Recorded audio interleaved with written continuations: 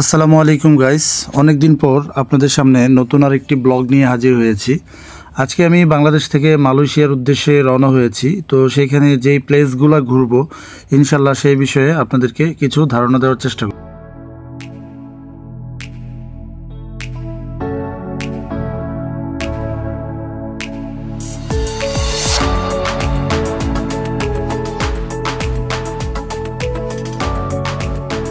আজ আমি যাচ্ছি মালয়েশিয়ার অন্যতম সুন্দর এবং আধুনিক একটি মসজিদ, যার নাম পুত্রজায়া মসজিদ।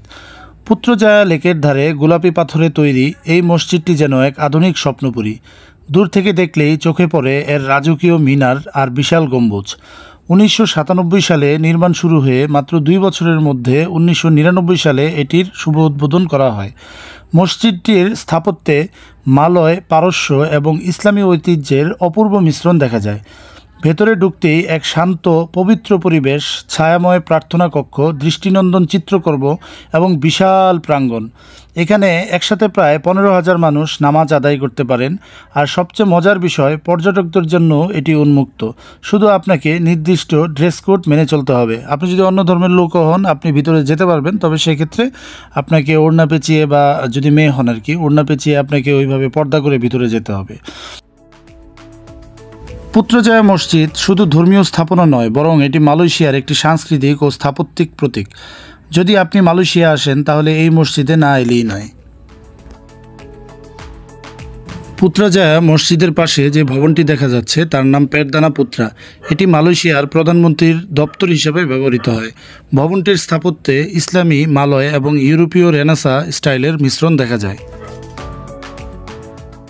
এখন আমরা যে জায়গাটির উদ্দেশ্যে রওনা হয়েছি তার নাম ইস্তানা নেগারা, অর্থাৎ জাতীয় প্রাসাদ।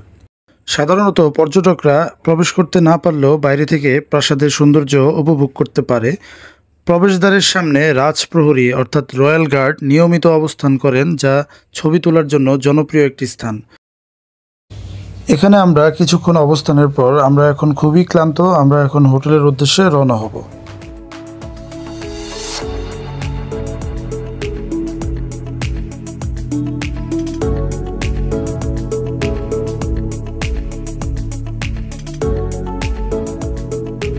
হোটেলে যাওয়ার পথে এই মেরদেকা ভবন, যেটা মালয়েশিয়ার স্বাধীনতার প্রতীক, তো এই জায়গাগুলো আমাদের সামনে আসে। ইভেন পেট্রোনাস টুইন টাওয়ারও আসে। তো আমরা আসলে এই জায়গাগুলোতে এখন বেশিক্ষণ স্টে করব না, আমরা জাস্ট দেখতেছি। তো আমরা আসলে পরবর্তীতে সময় নিয়ে এই জায়গাগুলো ভালো মতো ঘুরবো এবং আপনাদেরকেও দেখানোর চেষ্টা করব।